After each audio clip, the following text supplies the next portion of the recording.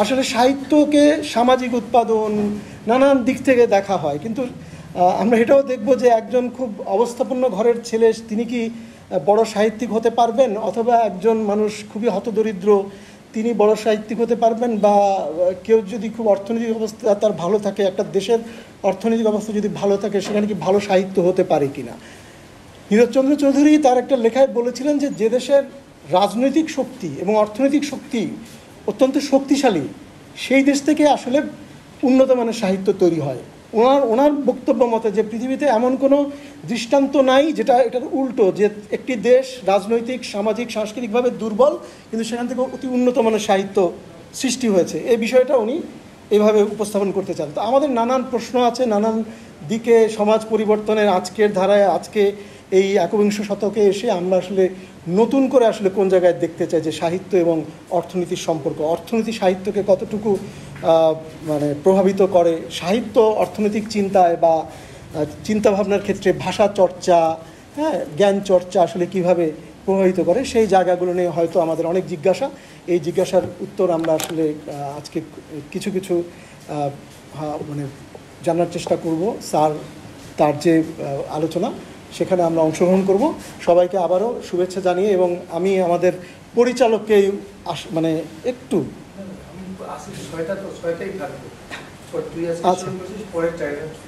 আচ্ছা, তো ঠিক আছে, আমরা আমাদের আলোচনা শুরু করি। সবাইকে আবারও ধন্যবাদ।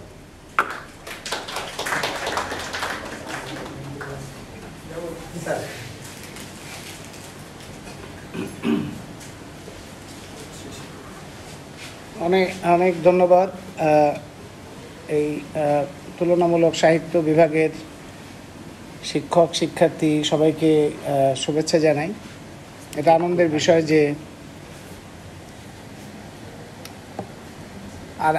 বিষয় যে আমি এই বিভাগের শিক্ষক শিক্ষার্থীদের সাথে এই বিষয়ে কথা বলতে পারছি।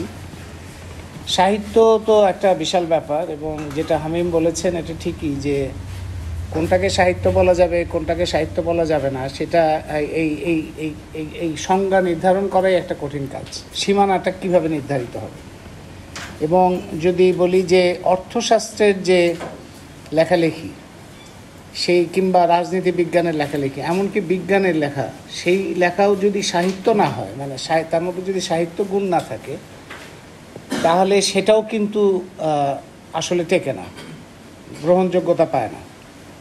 যেমন মার্ক্সের লেখায় আমরা প্রচুর কবিতা, গল্প, উপন্যাসের রেফারেন্স পাই, এবং সময়টাকে ধরতে গেলে একটা নির্দিষ্ট সময়কে যদি ধরতে হয়, কিংবা একটা নির্দিষ্ট সময়ের মানুষকে যদি ধরতে হয়, মানুষকে যদি বুঝতে হয়, তাহলে সেই সময়ের যে সাহিত্যের মধ্যে যা যা কিছু আছে, মানে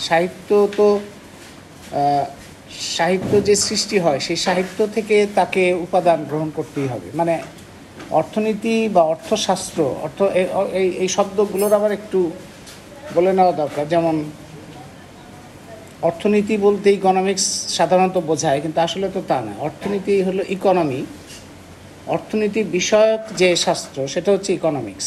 তাইলে সেই জন্য অর্থশাস্ত্রটাই হচ্ছে আসলে ঠিক না।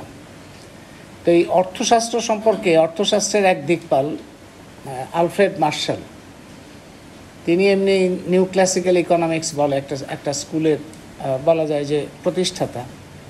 তার একটা কথা আছে, এই কথাটা আমার কাছে খুব, ইকোনমিস্টরা সাধারণত এরকম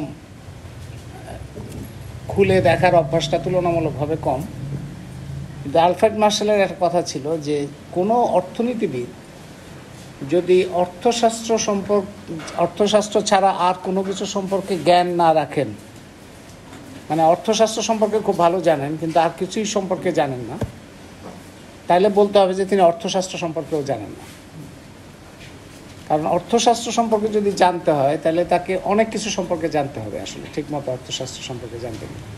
তো এই যে রিলেশনশিপ, এই যে সম্পর্ক, একটার সাথে আরেকটা সম্পর্ক কিংবা নির্ভরশীলতা, এটা তো আসলে সব কিছুই তো মানুষের মধ্যে থেকে আসছে, এবং মানুষের যে জ্ঞান, সেই জ্ঞানের যে অবিচ্ছেদ্য ব্যাপার, জ্ঞানটাকে এরকম খণ্ড খণ্ড করা খুব কঠিন।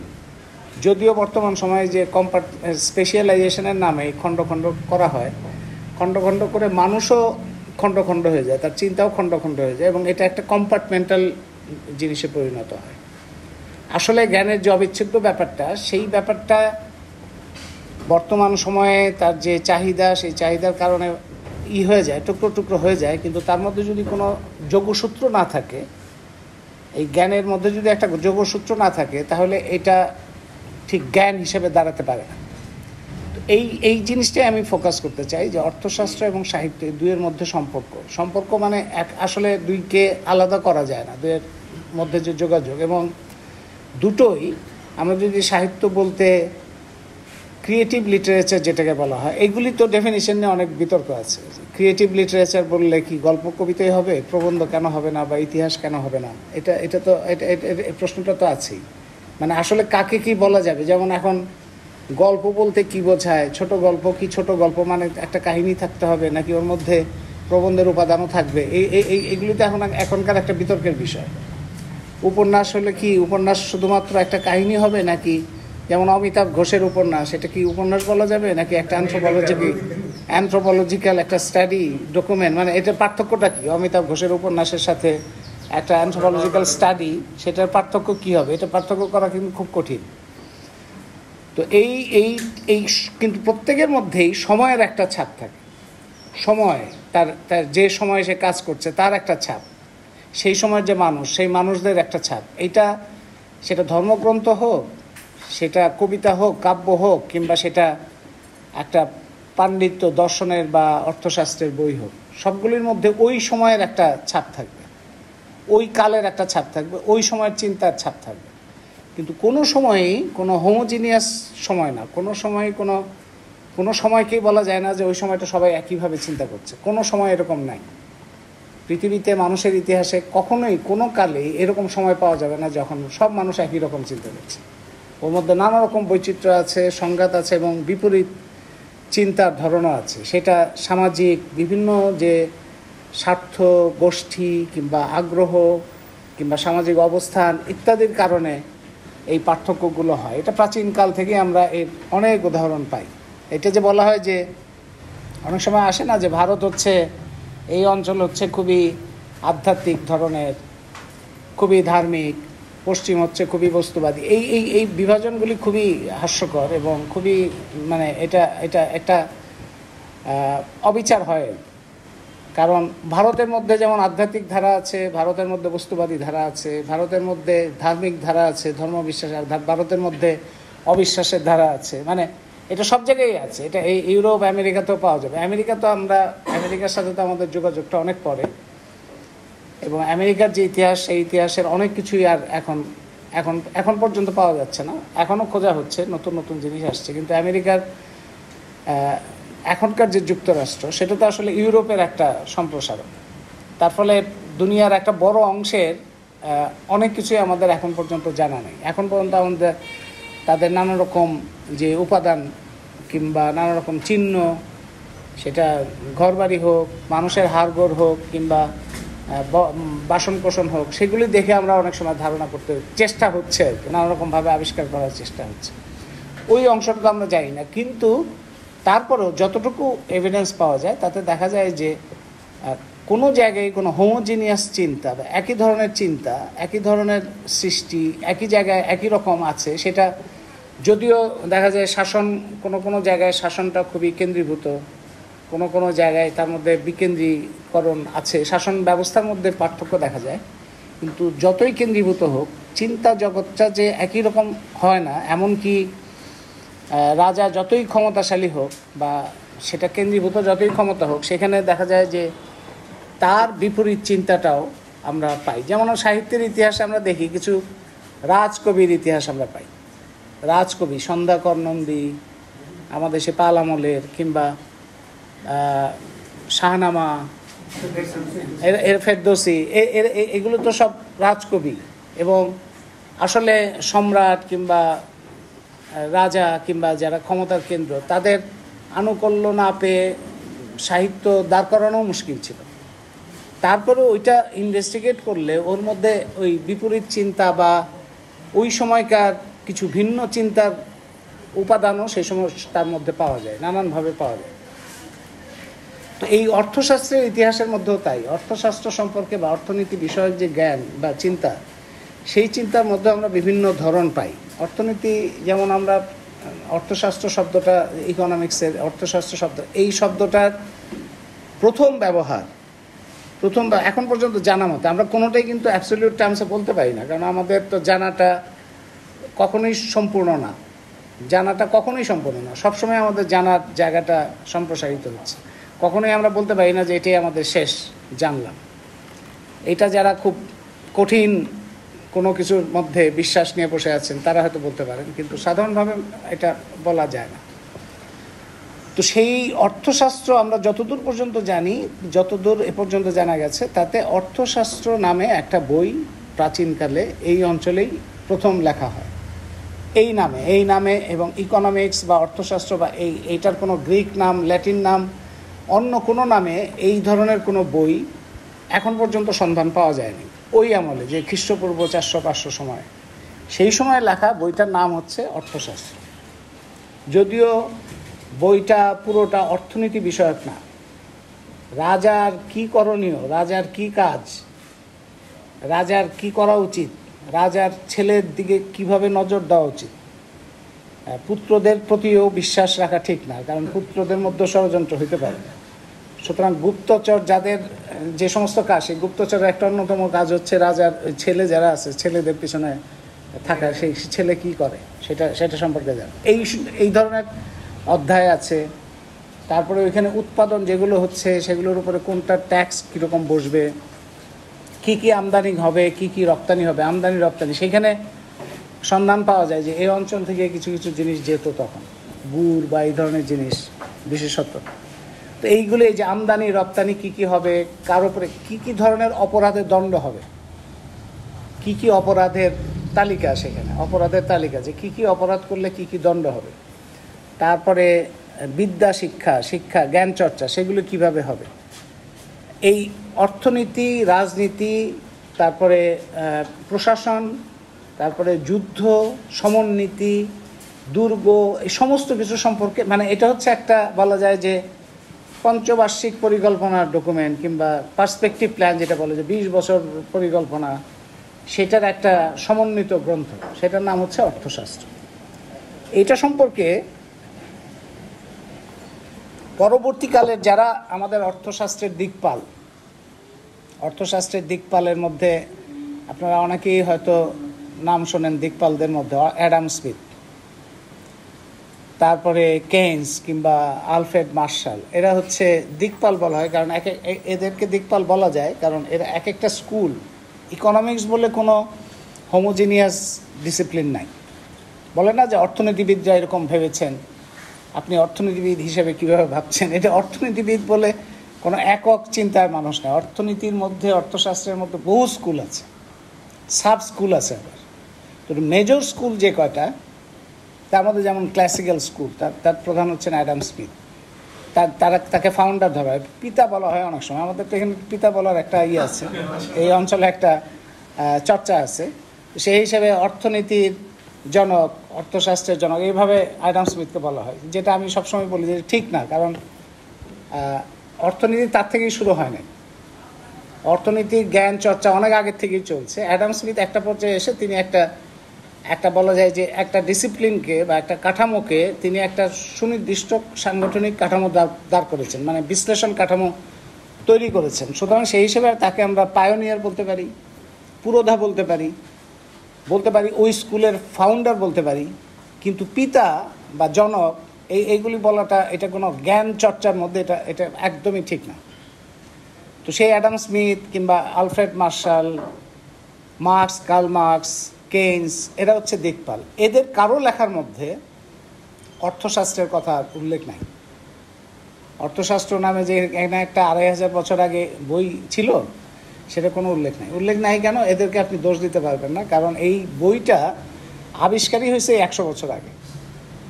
মানে এটা এদের কারোরই জানা ছিল না। এটা আবিষ্কার হইলো এই বছরের, মানে 1910-এর দিকে আবিষ্কার হইলো।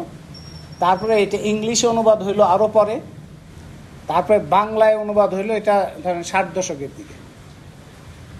রাধা গোবিন্দ বসাক বলে একজন, তিনি বলছেন যে হরপ্রসাদ শাস্ত্রী আমাদের খুবই গুণী একজন ঐতিহাসিক, যে হরপ্রসাদ শাস্ত্রী কলকাতা বিশ্ববিদ্যালয়ে যখন এটা আবিষ্কার হইল এবং বাংলায় অনুবাদ হওয়া দরকার, আবিষ্কার হয়েছে এটা প্রাচীন ভাষায় লেখা, তো সেইটা এখন কি করে মানুষের কাছে নেওয়া যাবে।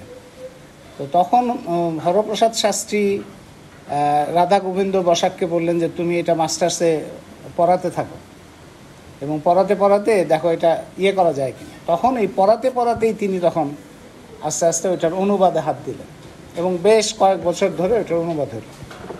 সেটি আমরা এখন অর্থশাস্ত্র বাংলা আকারে পাই, তারপরে ইংলিশে এটার অনুবাদ হয়, ইংলিশ এবং বাংলা, এবং তারপরে তো অন্যান্য ভাষায় হয়।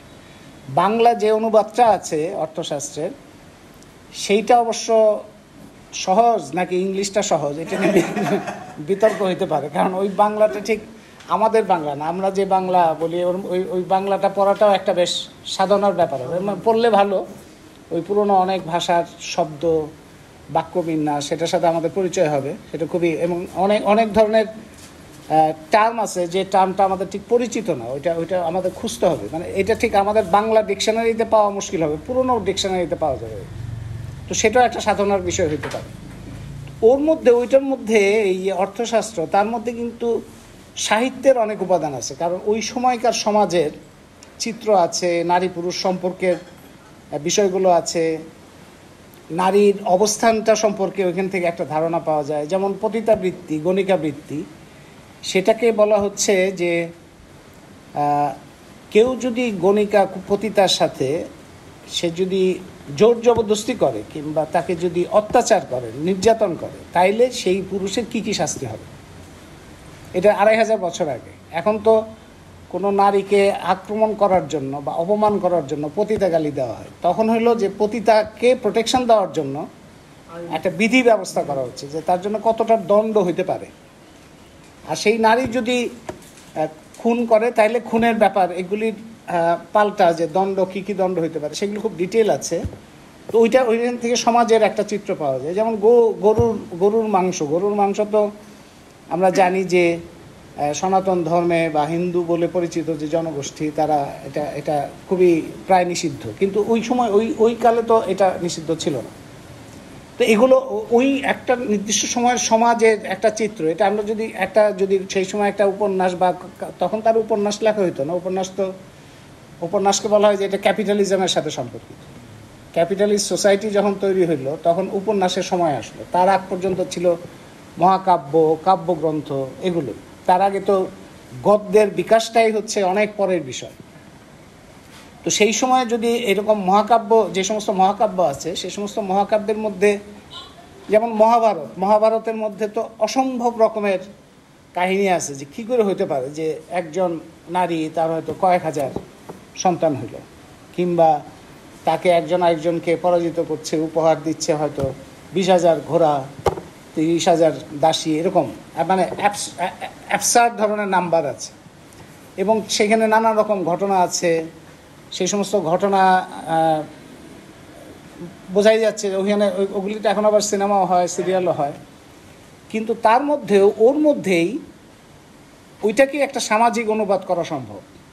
মানে ওই যে একটা অ্যাবসার্ড সব কাহিনী আছে, তার মধ্যেই একটা সামাজিক অনুবাদ করে ওই সময়কে বোঝা সম্ভব, যে সময়টা এটা রচিত সেই সময় সমাজটা কেমন ছিল। যেমন আরব্য রজনী, আরব্য রজনীর মধ্যে অনেক কাহিনী আছে, সেগুলোর মধ্যে ধরনের পাখি কথা বলছে, কিংবা গাছ কথা বলছে, কিংবা পানির মধ্যে চলে যাচ্ছে, রাক্ষসের কাহিনী আছে, না রাজকন্যা মরে যাওয়া আবার তার জীবিত হয়, এই সমস্ত ঘটনাগুলি আছে। কিন্তু ওগুলি সবাই বলবে যে এগুলি তো অসম্ভব ব্যাপার, এই সমস্ত রূপকথার কাহিনী এগুলি তো হবে না। কিন্তু হবে আসলে। ওগুলি থেকেই ওই সময়ের সমাজটাকে বোঝা সম্ভব যদি ওইটাকে আমরা সামাজিক অনুবাদ করি। সামাজিক অনুবাদ বলে একটা জিনিস হইতে পারে, মানে এক একটা সময় যা কাহিনীগুলি তৈরি হয়, যা মিথ তৈরি হয়, কিংবা যা রচনা যে কোনোভাবে রচিত হয়। আগেকার দিনে তো আর প্রিন্টিং মেশিন তো আর এই অঞ্চলে আসছে অনেক পরে, ইউরোপে আসছে কয় বছর হয়েছে, 500-600 বছর হয়েছে। তার আগে তো প্রিন্টিং মেশিনও ছিল না। তো তখন তো হাতে লিখে একজন কপি করে কত যে মানুষের সৃজনশীল কাজ, কত কাজ যে হারিয়ে গেছে সেটা তো আমরা জানি না। মানে যা যা আমরা পাচ্ছি তার তুলনায় বহুগুণ বেশি আসলে নাই মানুষের জ্ঞানের জগতে, সাহিত্যে কিংবা অর্থনীতি বিষয়ক চিন্তা, দর্শন বিষয়ক চিন্তা, এগুলো আমরা পাই না। তো অর্থশাস্ত্র যেটা খ্রিস্টপূর্ব 400 মানে আপনারা চিন্তা করেন যে সেই সময়ে এই পুরো অঞ্চলের যে ভূগোল, ইতিহাস, রাজনীতি, সাম্রাজ্য সমস্ত কিছুই তো ভিন্ন। তখন তো ইউরোপ তখন খোঁজ পাওয়া মুশকিল। ইউরোপের শুধুমাত্র ওই অংশটা, যে অংশটা এশিয়ার খুব কাছাকাছি, যেমন গ্রিস এবং এদিক থেকে হলো রোমান এম্পায়ার, এই অংশটা। বাকি আমরা এখন যাদের দাপট দেখি, ইউকে কিংবা জার্মানি কিংবা এদের তো তখন আর খোঁজখবর নাই। তো ওই অংশটার সাথে যাদের এশিয়াই আসলে তখন পর্যন্ত ডমিনেট ছিল। তো সেইখানে ভারত, চীন, তারপরে এদিকে হচ্ছে আর কিছুদিন পরে, প্রথমে ভারত চীন প্রথম দিকে, তারপরে কিছুদিন পরে আরব অংশটা আমরা 7ম শতক থেকে শুরু হইলো। তারপরে আমরা 12th সেঞ্চুরি 13th সেঞ্চুরি পর্যন্ত ওই অঞ্চলটাই ছিল প্রধান জ্ঞান বিজ্ঞানের চর্চা। এবং তখন অর্থনীতি বিষয়ক চিন্তা বলি, রাজনীতি বিজ্ঞানের কথা বলি, এমনকি সাহিত্য বলি, সবগুলোরই কিন্তু দেখা যায় যে অঞ্চলটায় অর্থশাস্ত্র নিয়ে ভালো কাজ হচ্ছে সেই অঞ্চলে সাহিত্য নিয়েও ভালো কাজ হচ্ছে, সেই অঞ্চলে রাজনীতি বিজ্ঞান নিয়েও ভালো কাজ হচ্ছে। কারণ ওইটা একটা পরিবেশের এবং ইনস্টিটিউশনাল এবং পলিটিক্যাল এবং ইকোনমিক সিস্টেমের ব্যাপার। তো ওই অর্থশাস্ত্র দেখা যায় যে আমরা যদি অর্থশাস্ত্র যে বইটার কথা বললাম, যার রচয়িতা হিসেবে নাম সাধারণভাবে বলা হয় কৌটিল্যের অর্থশাস্ত্র বইটার নাম, আর তার আরেকটা নাম হচ্ছে চাণক্য। ধারণা করা হয় যে তিনি হচ্ছেন, যেমন আমাদের এখানে বড় বড় যে সমস্ত সরকারের ডকুমেন্ট তৈরি হয় সেখানে একজনের নাম বলা হয়, কিন্তু একজন আসলে থাকেন হচ্ছে কোঅর্ডিনেটর হিসেবে, অনেকেই তার মধ্যে কাজ করেন। তো সেই হিসেবে ধারণা করা হয় যে অর্থশাস্ত্র বইটার মধ্যে অনেকে যুক্ত ছিলেন, কৌটিল্য হচ্ছেন সেটার মূল এটা করেছেন। তো সেই সময়ে ব্রাহ্মণ্য, এখনকার যে ব্রাহ্মণ্যবাদ, ওই ধরনটার মধ্যেই পার্থক্য ছিল। কিংবা আমরা বর্ণ প্রথা বলতে যেরকম একটা হায়ারার্কি এবং কোয়ার্সিভ ব্যাপারটা দেখি, সেইটাও ওই সময়টাতে একটা ইনস্টিটিউশনাল সিস্টেম হিসেবে দাঁড়ানো ছিল। কৌটিল্যের অর্থশাস্ত্র, সেখান থেকে আমরা সেই জন্য সেই সময়কার সাহিত্য, রাজনীতি, মানুষের চিত্রটা পাওয়া যায়। এরপরে আমরা যদি খুঁজি যে অর্থনীতি বিষয়ক লেখালেখি বা সাহিত্য কোথায় পাওয়া যাচ্ছে, এরপরে আমরা খুঁজতে খুঁজতে যাকে পাই তিনি হচ্ছেন ইবনে খলদুন। ভারত থেকে আমরা চলে গেলাম তিউনিসিয়া, মানে উনি হচ্ছেন তিউনিসিয়ার মানুষ।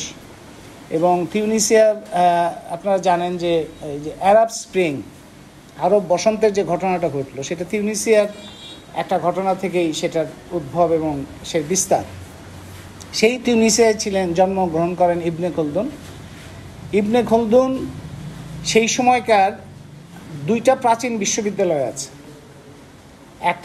একটা নাম হচ্ছে নালন্দা বিশ্ববিদ্যালয়, আরেকটা নাম হচ্ছে তক্ষশিলা বিশ্ববিদ্যালয়।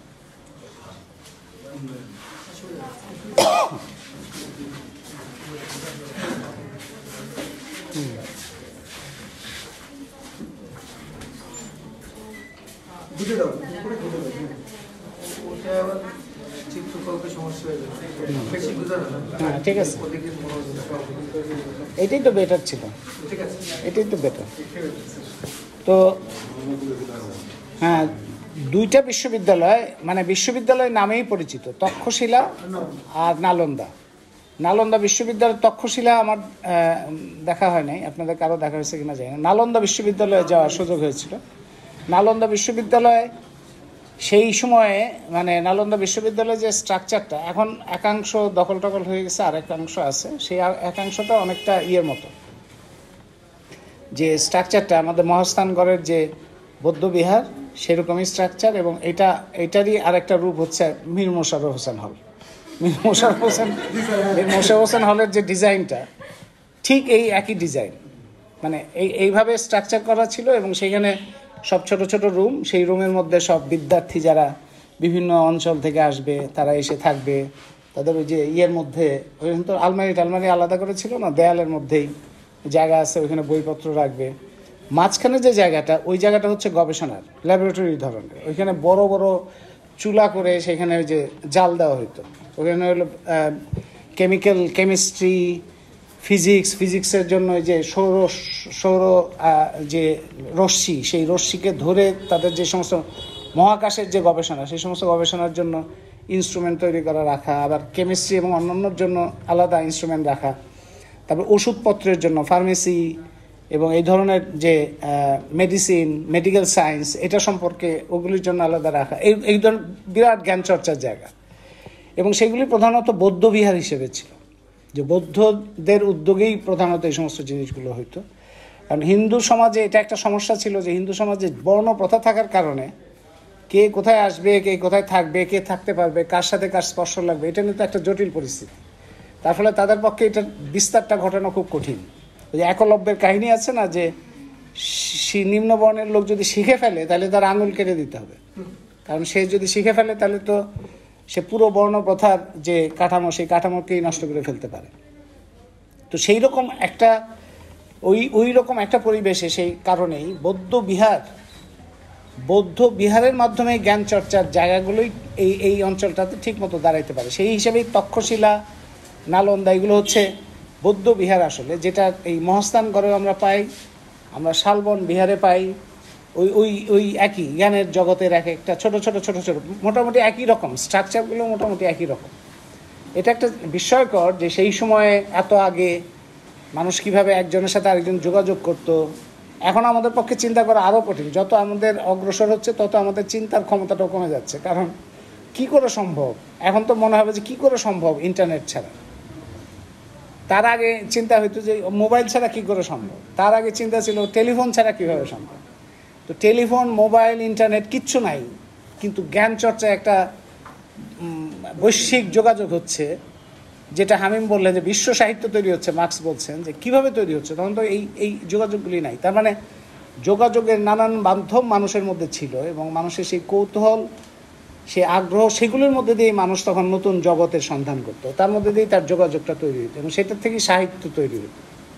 তো তক্ষশিলা, নালন্দার কথা বললাম এই কারণে, যেটার একটা বিশ্ববিদ্যালয়ের সাথে যোগাযোগ ছিল কৌটিল্যের, আর একটা বিশ্ববিদ্যালয়ে পড়াশোনা ছিল ইবনে খলদুনের।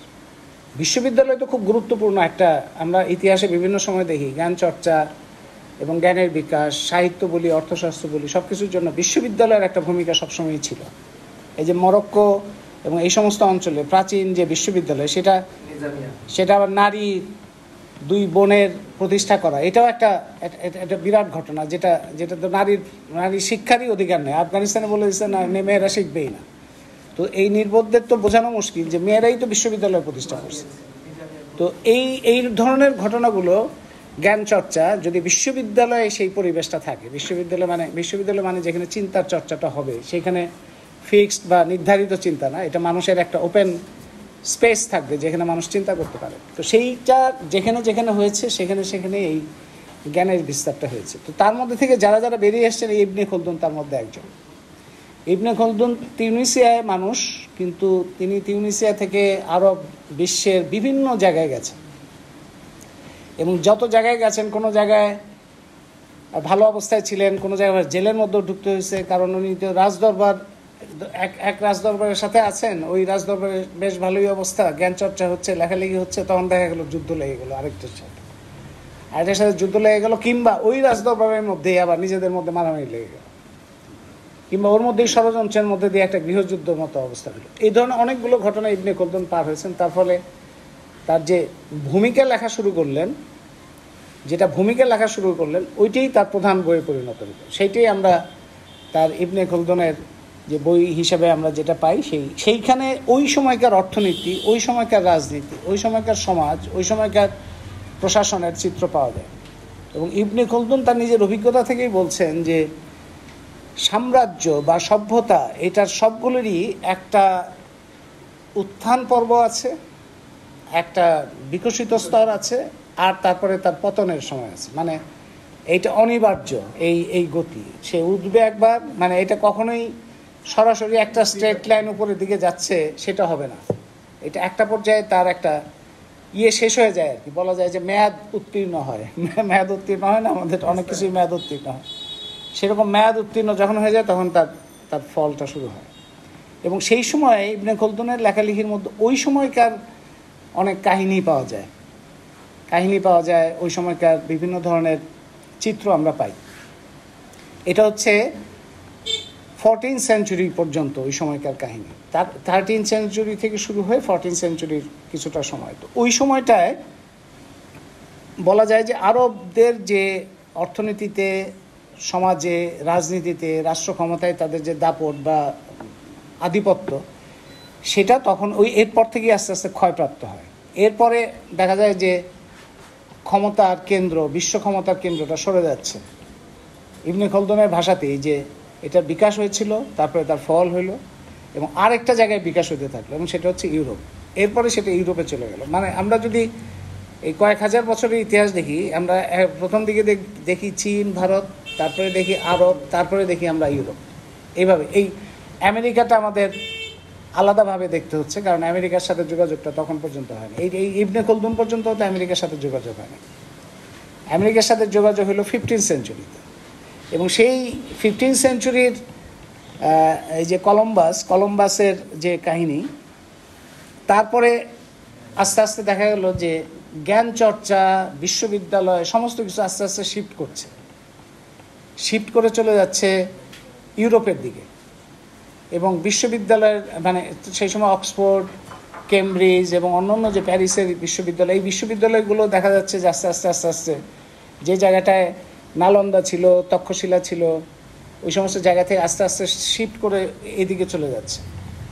এবং ওই শিফটের মধ্যে এবং এই যে আমেরিকা যাওয়া, আমাকে একজন যুক্তরাষ্ট্রের একজন বলছিলেন যে কলম্বাসের নাম তো কলম্বাস না, কলম্বাস তো আসলে আমাদের লোক। আমি বললাম কীভাবে, কলম্বাস কীভাবে আমাদের লোক হইলো?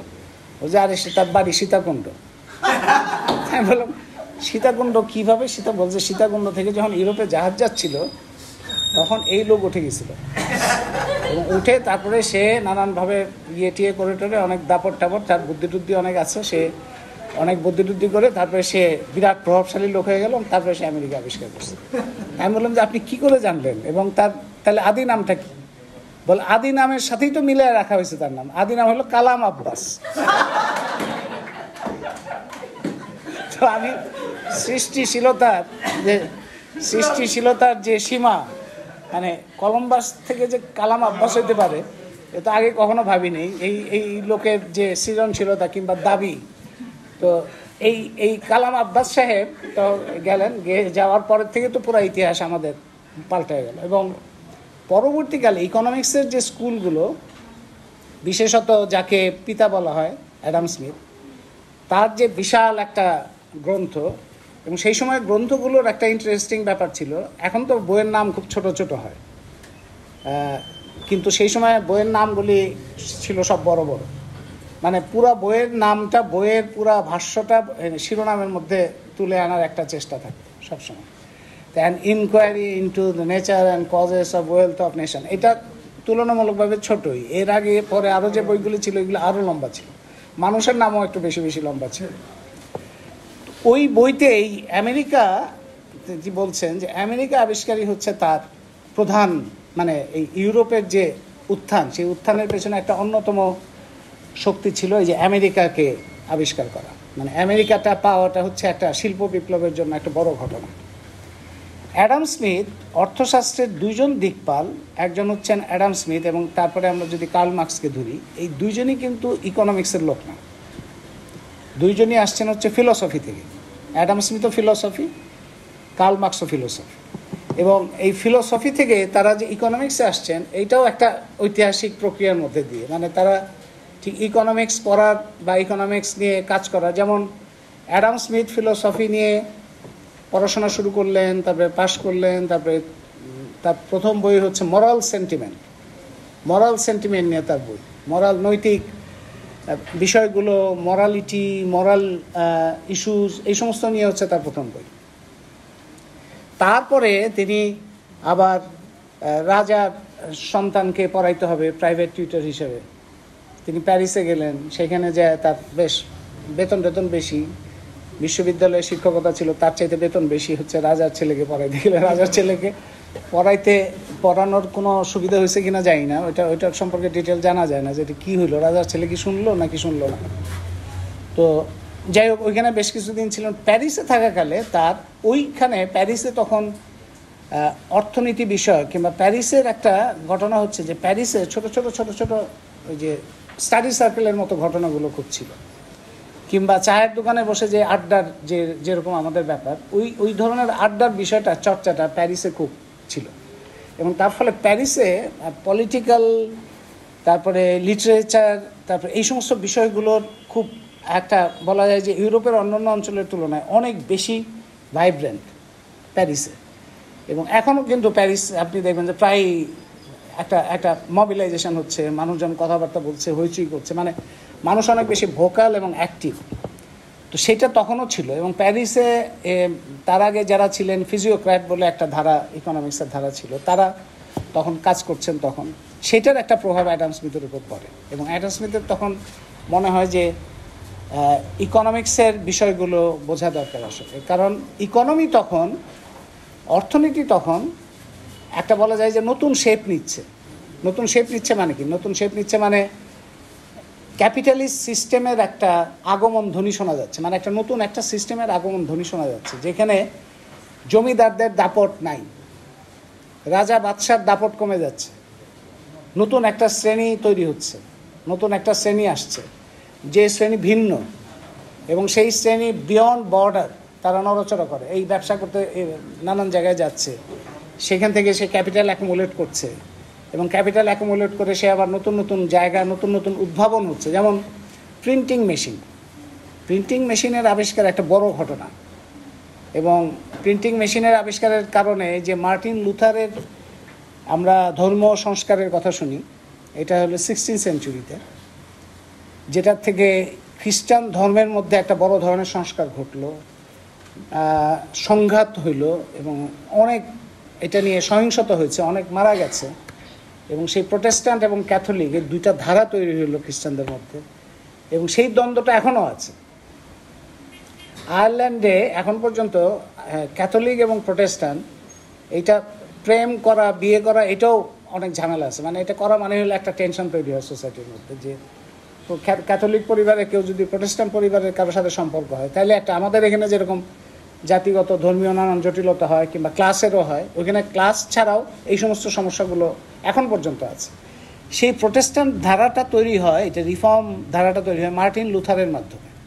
তিনি একজন ধর্মযাজক ছিলেন। তার রিয়ালাইজেশন হইল যে যেভাবে ধর্মচর্চা হচ্ছে, যেভাবে চার্চের আধিপত্য তৈরি করা হচ্ছে, যেভাবে ঈশ্বর এবং মানুষের মাঝখানে এই যে খ্রিস্টীয় যে সমস্ত ধর্মীয় নেতা, তাদেরকে অধিকার দেওয়া হচ্ছে, তারা বেহেশতের সার্টিফিকেট দিবে, তাদের মাধ্যমে সমস্ত কিছু হবে, এইটা ঠিক না। তা সরাসরি ঈশ্বর এবং মানুষের সম্পর্কটা হবে সরাসরি প্রত্যক্ষ। এই ধরনের নানান যে সংস্কার করতে প্রস্তাব বা কথাবার্তা বলতে থাকলেন, এইটা তো একটা বিদ্রোহের মতো, একটা ধর্মের মধ্যে একটা বিদ্রোহ। ধর্মের মধ্যে বিদ্রোহ মানেই হচ্ছে সে তখন মৃত্যুদণ্ডযোগ্য অপরাধ করছে, এবং তাকে তো সেই অবস্থা থাকলে তাকে মৃত্যুদণ্ডই দিতে পারত। তার এই ধর্ম সংস্কারটা সফল হওয়ার পেছনে একটা বড় কারণ হচ্ছে প্রিন্টিং মেশিন। প্রিন্টিং মেশিন আসার কারণে তার বাইবেলের যে ভার্সানটা মার্টিন লুথার মনে করছেন ঠিক, সেই ভার্সানটা খুব দ্রুত প্রচার করা সম্ভব হলো, এবং পুরো ইউরোপ জুড়ে ওই প্রচারের কারণেই এই প্রোটেস্ট্যান্টদের একটা বিস্তার ঘটল, যে কারণে ইটালি, তারপরে এই যে ভার্সাইয়ের যে রাজার শাসন ছিল, তারা তো ক্যাথলিক, এবং তারা অনেকবার অপারেশন চালাইছে যে এই বাইবেলগুলি পুরাই ফেলতে হবে, কারণ এটা হচ্ছে ঈশ্বরদ্রোহী মানে হচ্ছে রাজাদ্রোহী, রাজাদ্রোহী বা তখনকার সামন্তপ্রভু তাদের দ্রোহী। সুতরাং এই বাইবেলগুলি অনেকবার তারা পুরাই ফেলছে। কিন্তু প্রিন্টিং মেশিন তখন আস্তে আস্তে আরও আগেরটার চাইতে, প্রথমে তো অনেক ভারী ছিল, আস্তে আস্তে করতে হইতো, আস্তে আস্তে সেটা পোর্টেবল হইলো, কম্পিউটারের মতো। যেরকম আগে কম্পিউটার তো এই ঘরের সমান ছিল, এখন তো আর কম্পিউটার পকেটের মধ্যেই থাকে। এরকম প্রিন্টিং মেশিনের ক্ষেত্রে এই ধরনের অগ্রগতি হলো, এবং সেইটার মধ্যে দিয়ে জ্ঞান বিজ্ঞান চর্চা শুধু না, সাহিত্য চর্চারও একটা বড় ধরনের পরিবর্তন করলো, একটা গুণগত বলা যায় যে স্তরে আসলো এই এই এই সাহিত্য চর্চা। তখন তো ছাপা হচ্ছে, ছাপা হচ্ছে মানে কি, ছাপা হওয়া মানে হচ্ছে যে পাঠকেও নতুন নতুন পাঠকের কাছেও যাচ্ছে, দূরবর্তী পাঠকের কাছে যাচ্ছে। ছাপা হওয়ার আগে পাঠকরা ছিল পরিচিত, কাছাকাছি, কারণ কয়জন পাঠকের কাছে আর দেওয়া যায়, এবং অনেক ক্ষেত্রে ওরাল মৌখিকভাবে সেটার চর্চা হইত।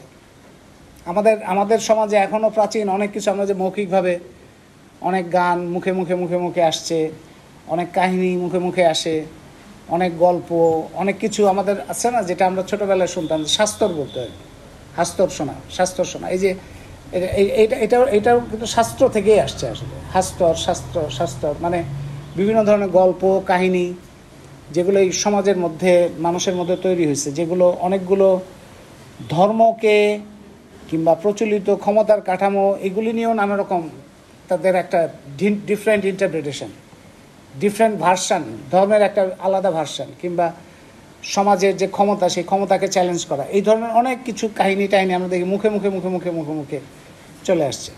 এগুলো পরে কিছু কিছু ছাপা হইতে থাকে, এবং ইউরোপে এই যে ছাপা হওয়ার মধ্যে দিয়ে যে অর্থনীতি সম্পর্কিত চিন্তা, সেই চিন্তাটাই এই ফিজিওক্র্যাট, মার্কেন্টাইলিস্ট, এরা ছিল ডিফারেন্ট ইকোনমিক স্কুল। এরপরে আসছে হচ্ছে অ্যাডাম স্মিথ ওইখান থেকে ইন্সপায়ার্ড হয়ে অ্যাডাম স্মিথ তখন এই ফিলোসফি থেকে আস্তে আস্তে ইকোনমিক্সের দিকে আসে, এবং ইকোনমিক্সের তাকে বলা যায় যে তিনি প্রথম পুরো ইউরোপের তখনকার সময়ে অর্থনীতির যে পরিবর্তনটা হচ্ছে, মানুষের চিন্তা ভাবনার যে পরিবর্তনটা হচ্ছে, সেই সমস্তগুলিকে ধারণ করে তার বইটা রচনা করেন। এবং অ্যাডাম স্মিথেরই পরবর্তী যে তার ধারাবাহিকতায় পরবর্তী আমরা বলতে পারি যে আলফ্রেড মার্শাল, যিনি বললেন যে অর্থশাস্ত্র সম্পর্কে যদি জানতে হয় তাহলে আরও অন্যান্য বিষয় সম্পর্কেও জানতে হবে। তো কার্ল মার্কস হচ্ছে মাঝখানে। কার্ল মার্কস, তার মানে অ্যাডাম স্মিথ আমরা যদি দেখি যে সেই সময়কার ইতিহাস, এই যে 1492 সালে যে কালাম আব্বাস সাহেব গেলেন আমেরিকায়, যাওয়ার পরে তারপরে তো প্রথমবারে গিয়ে তো উনি গেছে হাইতি, তারপরে কিউবা, বাহামা, এই সমস্ত অঞ্চলে। আস্তে আস্তে মেইনল্যান্ডের সন্ধান পেলেন যে তারা কি বড় ঘটনা ঘটায় ফেলছে। তারা তো বুঝতে পারে নাই যে এত বড় ঘটনা তারা ঘটায় ফেলছে। তারা তো ইন্ডিয়া ভাবছে যে ইন্ডিয়ায় আসছে, ইন্ডিয়া এসে দেখে যে ইন্ডিয়ার লোকজনের গায়ের রঙটা একটু লালচে লালচে দেখা যাচ্ছে। তো তারা ভাবছে যে ইন্ডিয়ার মধ্যে বোধহয় কিছু লাল রঙের মানুষ আছে, সেইখান থেকে রেড ইন্ডিয়ান শব্দটা আসছে।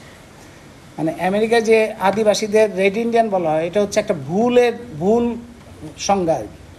সেই ভুল নামটা এখন পর্যন্ত আছে, এখনও অনেকে বলে যে রেড ইন্ডিয়ান, আসলে তারা ইন্ডিয়ান ভাবছিল। এবং তার পকেটের মধ্যে তার সাথে ছিল দুইটা চিঠি ছিল। একটা চিঠি হচ্ছে ভারতের তখনকার যারা ক্ষমতাবান লোক তাদের উদ্দেশ্যে লেখা রানীর চিঠি, আর এটা হলো চায়নার যে খান যারা ছিল সেই সময়, মঙ্গলদের যে শাসন চলছিল তাদের উদ্দেশ্যে লেখা।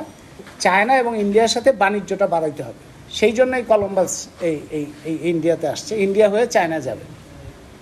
সে চলে গেছে আরেক জায়গায়, তার তো ধারণা নাই কোনো। সেই তারপরে কলম্বাসের পরে এরপরে আরও বেশ কয়েকটা অভিযানের পরে তাদের জানা হলো যে আসলে একটা বিশাল কাজ তারা করে ফেলছে। তারা জানে না, মানে না জেনে না বুঝে একটা বিশাল ঘটনা ঘটায় ফেলছে, যেটা ইউরোপের ইতিহাসও পাল্টায় ফেলল। কারণ আমেরিকা পুরো ইউরোপ না, পুরা দুনিয়ার ইতিহাসই পাল্টায় ফেলছে। কারণ ওই আবিষ্কারের, মানে ইউরোপিয়ানদের দ্বারা আবিষ্কার, এটা তো আবিষ্কার শব্দটাই এখন গ্রহণযোগ্য মনে করে না। আমার একটা বই আছে, কলম্বাসের আমেরিকা আবিষ্কারটা আমি ওই দিন কোট রাখছি। কলম্বাসের আমেরিকা আবিষ্কার ও বহুজাতিক মানুষেরা, মানে ওইটার হিস্ট্রি ধরে লেখা। ওইটার সাথে অনেক কিছু বদলায় গেল। কারণ হচ্ছে যখন বিশাল ল্যান্ড পেয়ে গেল, তারা তো আদিবাসীদের মারতে থাকলো, দখল করতে থাকলো জায়গা, কোথাও জালিয়াতি করে, কোথাও অস্ত্র দিয়ে, কোথাও জীবাণু দিয়ে, নানানভাবে তাদেরকে পরাজিত করতে থাকলো। তারাও সত্যি একেবারে প্রান্তে চলে গেল। সেই জায়গাটায় তখন প্ল্যান্টেশন করতে হবে, খনি পাওয়া যাচ্ছে, তারপরে চিনি প্ল্যান্টেশন হচ্ছে, মানে আখের প্ল্যান্টেশন হচ্ছে, কফির প্ল্যান্টেশন হচ্ছে, মানে কৃষি শিল্প নানান কিছু হচ্ছে। লোক তো নাই, লোক কোত্থেকে আসবে? ওই লোকের চাহিদা পূরণ করতে গিয়ে এই দাস বাণিজ্য শুরু হলো। মানে ওইটার জন্য শ্রমিক সাপ্লাই দিতে হবে। শ্রমিক তো এখানে কে স্বেচ্ছায় আসবে? কেউ তো আর স্বেচ্ছায় আসবে না। সুতরাং ধরে ধরে পুরো আফ্রিকা, যেটা একটা ছোট ছোট ছোট ছোট অনেক সাম্রাজ্য ছিল, অনেক রাজ্য ছিল, ছোট ছোট রাজ্য, সেগুলি একটার পর একটা দখল করে ওইখানকার মানুষদের ধরে সেই মানুষদের দাস হিসেবে ফেরত পাঠানো, এই আমেরিকায় পাঠানো, এইটা শুরু হলো। দাস বাণিজ্য হলো তখন খুবই লাভজনক একটা ব্যবসা।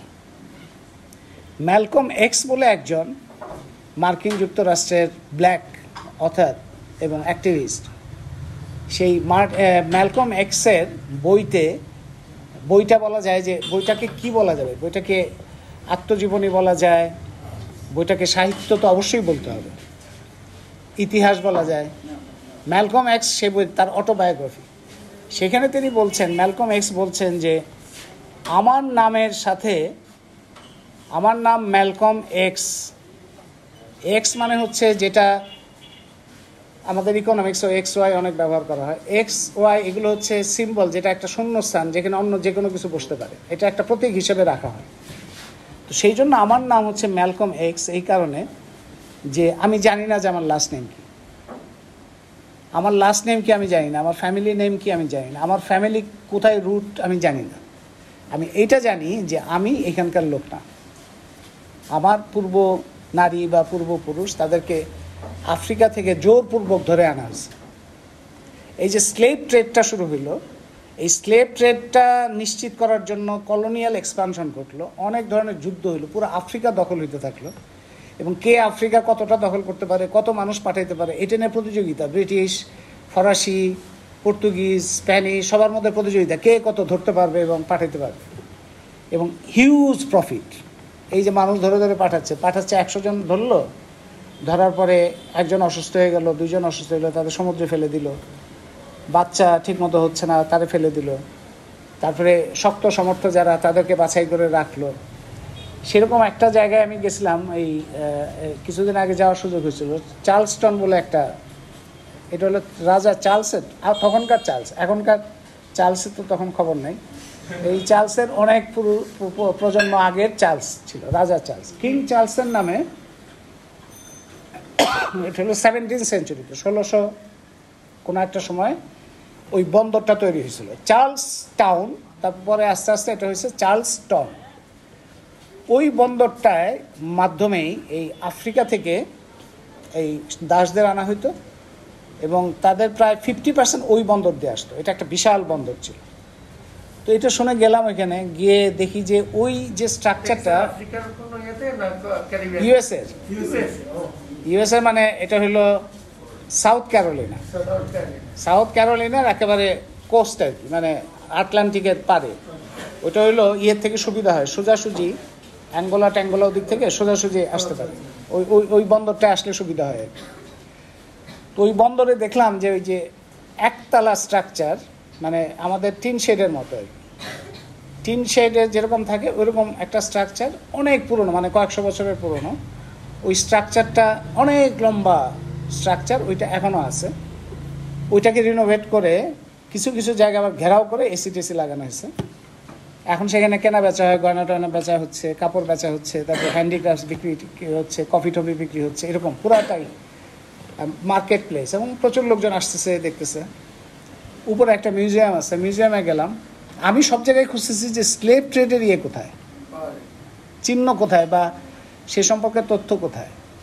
মিউজিয়ামে গেলাম, মিউজিয়ামে গিয়ে দেখলাম তাদের যে সিভিল ওয়ার নর্থ অ্যান্ড সাউথের মধ্যে, লিঙ্কনের সাথে যে সিভিল ওয়ারটা হইলো, সেই সিভিল ওয়ার সম্পর্কে অনেক তথ্য আছে। সিভিল ওয়ারটা তো অনেক পরের ঘটনা, 1862-র ঘটনা। আর স্লেভ ট্রেড হচ্ছে 1650, তারপর থেকে 200-300 বছর স্লেভ ট্রেড হয়েছে, কিন্তু ওই ইতিহাসটা নাই, টোটালি অ্যাবসেন্ট। মানে স্লেভ ট্রেড সম্পর্কে এলাকায় কোথাও কোনো চিহ্ন নাই, কোনো কথা নেই।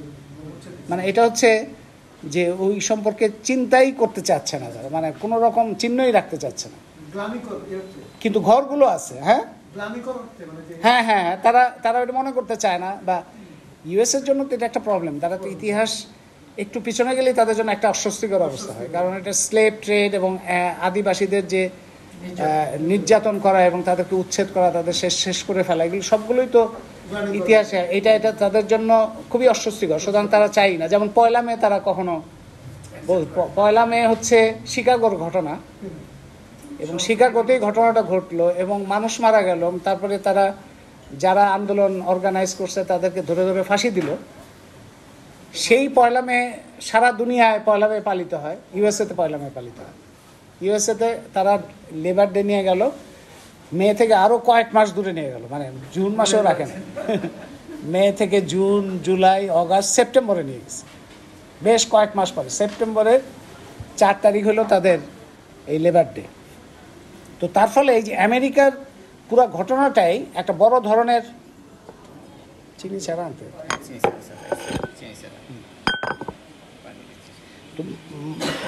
পুরো আমেরিকার ঘটনাটাই ইউরোপের শিল্প বিপ্লবের জন্য খুব ভালো হইল। তারপরে শিল্প বিপ্লব মানে ক্যাপিটালিজমের যে গ্রোথ, সেটার জন্য ভালো হলো।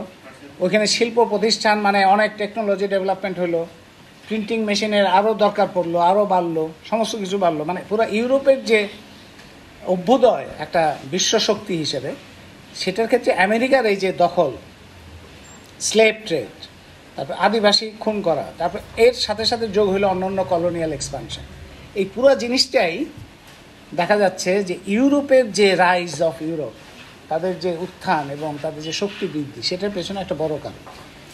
এখন আমাদের ইকোনমিক্সের মধ্যে এটার রিফ্লেকশন কীরকম? আমাদের 4টা major school, classical, new classical, Marxian এবং কেনশিয়ান, এর মধ্যে 3টা মেজর স্কুল, ক্লাসিক্যাল মানে হলো অ্যাডাম স্মিথ, নিউ ক্লাসিক্যাল মানে আলফ্রেড মার্শাল, কেনশিয়ান মানে কেইন্স। এই 3টা স্কুলের মধ্যে এই যে পর্বটা, এই যে কলোনিয়াল এক্সপানশন, দখল, লুণ্ঠন, এই সমস্ত জিনিসগুলো, এইটার কোনো রিফ্লেকশন নেই। কিন্তু তারা কিন্তু ইকোনমিক্সের সব দিকপাল এবং অর্থশাস্ত্রের মানে তত্ত্ব চর্চার মধ্যে, তত্ত্ব নির্মাণের মধ্যে যে কিভাবে ইডিওলজি এবং ক্লাস ইন্টারেস্ট কিংবা একটা নিজস্ব সময়ের রুলিং ক্লাসের ইন্টারেস্টটা থাকে, মানে তত্ত্ব তো এমনি ইন্ডিপেন্ডেন্টলি এমনি তত্ত্ব নির্মাণ হয় না, তত্ত্ব নির্মাণের পেছনেও পলিটিক্স থাকে, ক্ষমতার ভারসাম্যের ব্যাপার থাকে। এই 3টা মেজর স্কুল, তাদের কোনো স্বীকৃতিই নাই এই ঘটনাগুলো, ঠিক চার্লস্টনের মতো, যেখানে স্লেভ ট্রেডের কোনো চিহ্ন নাই। সেরকম এই স্কুলগুলো যদি শুধুমাত্র পড়ে কেউ, তাইলে সে কোনো ধারণাই হবে না যে কী কারণে কয়েকশো বছরের কলোনিয়াল যে হিস্ট্রি, কলোনিয়াল যে অপারেশন কিংবা কলোনিয়াল যে পুরো সিস্টেমের যে তার যে রাজনীতি, অর্থনীতি এবং নৃশংসতা, সেটার কোনো কিছু এর মধ্যে আসবে না, এটার কোনো ব্যাখ্যা নাই। তাদের অনুসারী যারা, বর্তমান সমাজের অনুসারী, তাদেরকে বললে তারা বলবে যে এটা হলো নন ইকোনমিক ইস্যু, এটা ইকোনমিক ইস্যু না, এটা হচ্ছে নন ইকোনমিক ইস্যু। আপনি সোশিওলজি, পলিটিক্যাল সায়েন্সে বলেন, ইকোনমিক্সে না। কিন্তু ইকোনমিক্সে যদি এমপ্লয়মেন্টের ব্যাপার থাকে, ইকোনমিক্সের যদি ইনভেস্টমেন্টের ব্যাপার থাকে, ইকোনমিক্সের যদি ইম্পোর্ট এক্সপোর্টের ব্যাপার থাকে, সবগুলির মধ্যেই তো এগুলি আছে। ইম্পোর্ট এক্সপোর্ট মানে হচ্ছে স্লেভ ট্রেড হচ্ছে তখনকার মেজর ট্রেড, এবং স্লেভদের যে জোগাড় করা হয়েছে একটা হিসেবে, আমি গরু, ছাগল, ভেড়া এগুলোর মতো করে যে জোগাড় করা হইলো, সেইটা তো একটা প্রসেস। সেই প্রসেসে কিভাবে কালেকশন হচ্ছে মানুষ, এবং সেই মানুষ কী দামে বিক্রি হচ্ছে, সেখানে কি কি ধরনের টার্মস অ্যান্ড কন্ডিশন কাজ করছে, এটা তো একটা ইকোনমিক্সের ইস্যু। এমপ্লয়মেন্ট, কী ধরনের এমপ্লয়মেন্ট হচ্ছে, ইনভেস্টমেন্ট কোথায় হচ্ছে, স্লেভ ট্রেড হিউজ ইনভেস্টমেন্ট তখন। তো কিন্তু এটা নন ইকোনমিক ইস্যু, মানে এটা তাদের একটা পলিটিক্যাল পজিশন যে তারা এটা গ্রহণ করে না। একমাত্র মার্কসিয়ান স্কুলের মধ্যে এই বিষয়টার স্বীকৃতি আছে যে এই ঘটনাগুলো যে কত বড় একটা মেজর ঘটনা, কলোনিয়াল এবং আমেরিকা এবং অন্যান্য ঘটনাগুলো, ইন্ডিয়া, আয়ারল্যান্ড, এই সমস্ত ঘটনাগুলো যে কীরকম। তার মানে ইকোনমিক্স সেই সময় স্কুলগুলো যেরকম পজিশন আছে, আমরা সাহিত্যের মধ্যে এরকম পাবো।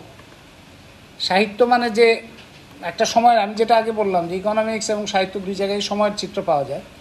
সময়ের চিত্র মানে সময়ের কোন চিত্রটা সে ধারণ করবে, সময়ের কোন চিত্রটা ধারণ করবে এবং কোন শক্তিকে ধারণ করবে, কোন ক্লাসকে ধারণ করবে, সেইটা নির্ভর করে তার তার তার পজিশনের উপর, তার অবস্থানের উপর। মানে সে সব কিছুকে তো সে গ্রহণযোগ্য মনে করে না, সে তো তার মধ্যে সিলেকশন করছে, তার মধ্যে বাছাই করছে, বাছাই করে সে তার একটা ছাঁকনি আছে, সেই ছাঁকনিটা হচ্ছে তার ইডিওলজি। সেই ইডিওলজির ছাঁকনি দিয়ে কোনটা সে গ্রহণ করবে, কোনটাকে সে ফেলে দেবে, সেটা নির্ধারণ করে সে উপস্থাপন করে। তো তার ফলে দেখা যায় যে ইকোনমিক্স এবং লিটারেচার দুই জায়গাতেই আমাদের সবসময় যে কারণে এই কথাটা হয় যে ক্রিটিক্যাল একটা, যেটি আমরা পড়ি না কেন, যেটি আমরা দেখি না কেন, যেটি আমরা শুনি না কেন, তার একটা আমাদের ক্রিটিক্যালি সেটার একটা এক্সাম, ক্রিটিক্যাল পরীক্ষা করার দরকার আছে। কারণ ওটা কতটা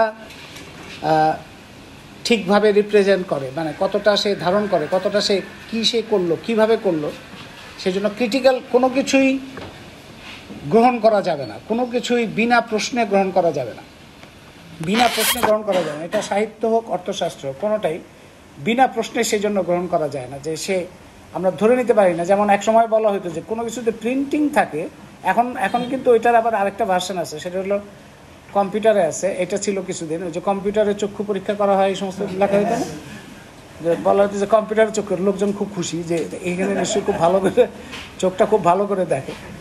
তো সেই কম্পিউটারে চক্ষু, এখন আবার আরেকটা হলো ইন্টারনেটে অনলাইন করা যাবে, তো তখন মানুষ খুশি হয়ে যায়। মানুষ এই যে একটা আগে এটা ছিল যে প্রিন্টিং কোনো কিছু পাইলে, প্রিন্টিং মানে হচ্ছে খুব ধ্রুব সত্য।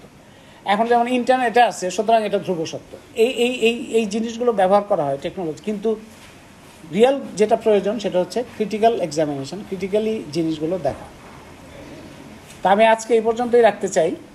এরপরে আমরা সুনির্দিষ্টভাবে এই যে স্কুলগুলোর যে তত্ত্ব এবং সেই সময়কার সাথে, সেই সময় কী ধরনের সাহিত্যর সাথে তার যোগাযোগ, সেটা আমরা আলোচনা করব, পরীক্ষা করব, এবং খুব বেশি কয়েকটা ক্লাসের মধ্যেই তো মোটামুটি এগুলি তো আলোচনার কোনো শেষ নাই। সুতরাং আমাদের একটা সংযমের বই হয় এরকমের, আমরা চাই যে প্রথম একটা বই হোক সংসদ থেকে, সেটা আপনি যে কয়টা লেখছেন, 2টা দিলে হলে ভালো, 5টা দিলেও ভালো, 10টা দিলেও ভালো, আপনার সময় অনুযায়ী, আমাদের না।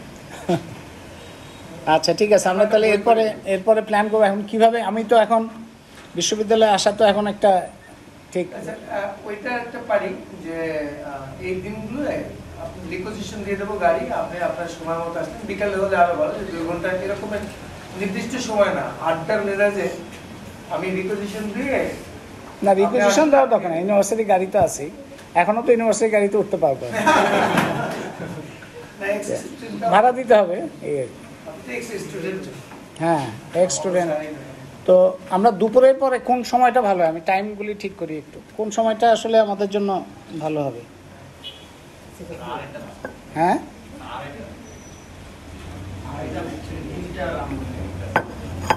না, আমাদের ফেরার বাস তো 4:45টায়, সেই 4টার মধ্যে শেষ করতে হবে, এরকম ভাবে।